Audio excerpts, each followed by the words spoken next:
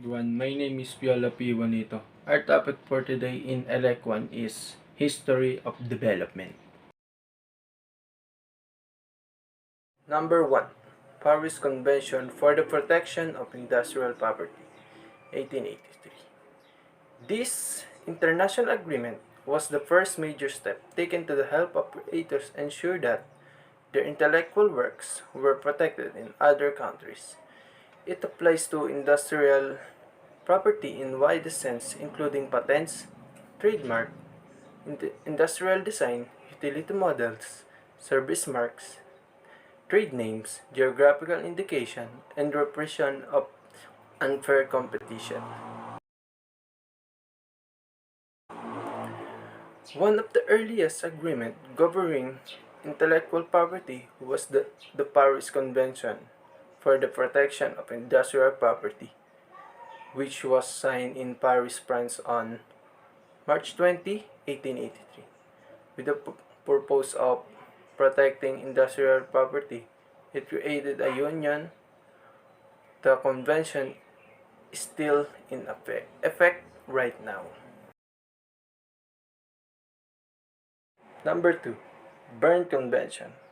Berne Convention for the Protection of Literary and Artistic Work, 1886, deals with the protection of works and the rights of their authors. It provides creations such as authors, musicians, poets, painter, etc., with the means to control how their works are used by whom and on what terms it based on.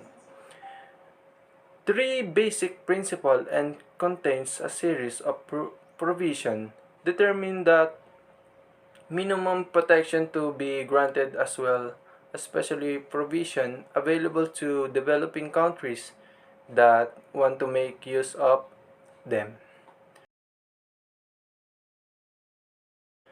The Berne Convention covers the rights of author as well the provision of works. It founded on three fundamental principles and includes a number of articles that specify the minimum level of protection that must be provided as well as exceptional measure that developing nation may be applied. Number 3. Stockholm Convention. Convention established the World Intellectual Property Organization was signed at Stockholm on July 14, 1967. WIPO is an intergovernmental organization which in 1974 became one of the specialized agency of the United Nations system.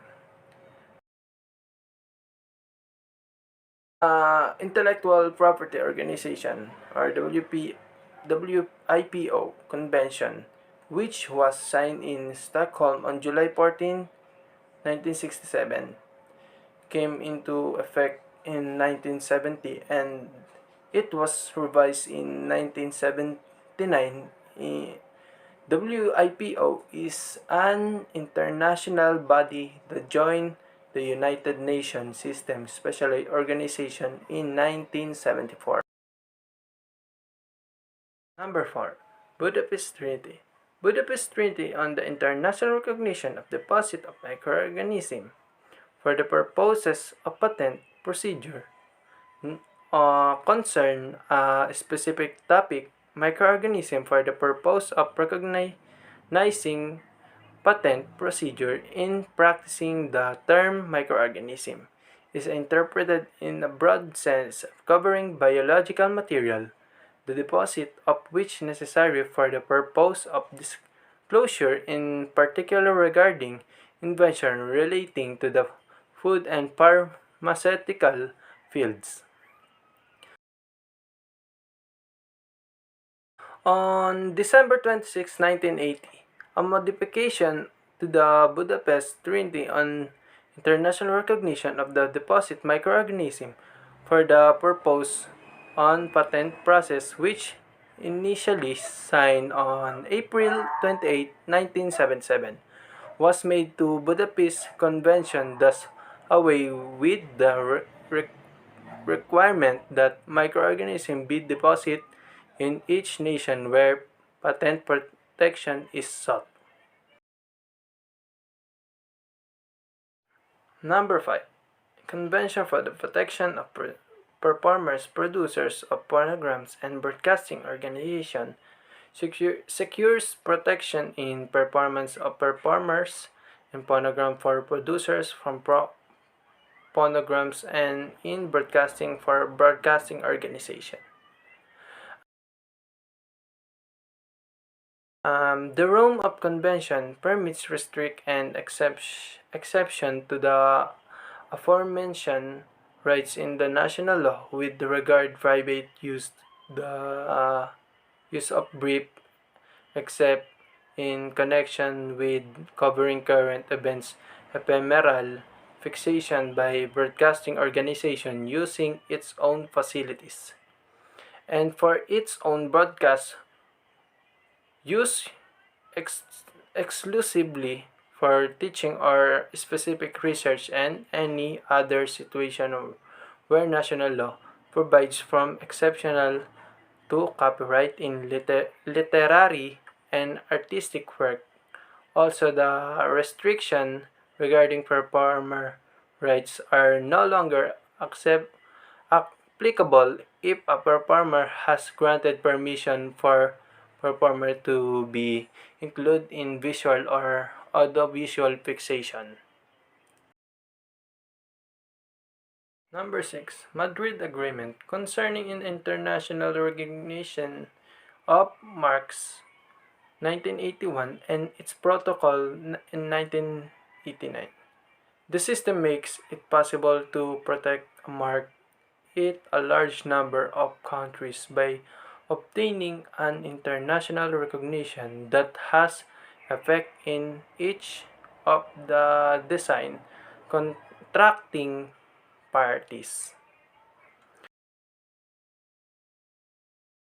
The agreement was created in 1891 to act as a vehicle for a single low-cost international trademark registration and to do away with the need to submit, pursue, and maintain separate recognition in numerous nations.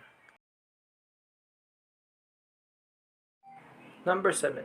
World Trade Organization Agreement on Trade-Related Aspect Intellectual Property Rights or TRIPS Agreement to date is the most comprehensive material agreement on intellectual property. The three main features of the agreement are: first is standard. The TRIPS agreement specifies the minimal levels of protection that each member shall offer for each of the major sector of intellectual property covered by agreement, the subject matter to be protected, the rights to be granted, and any permitted exception to those rights as well as the minimum period of protection are all defined. Number 2. Enforcement. The domestic process and remedies from enforcing intellectual property rights are covered under the second significant group of clauses.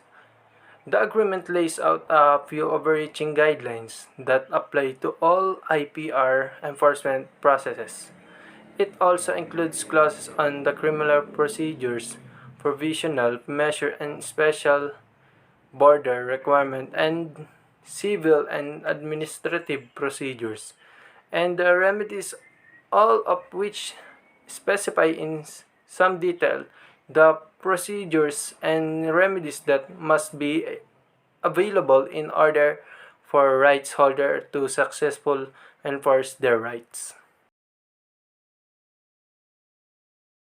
Number 3.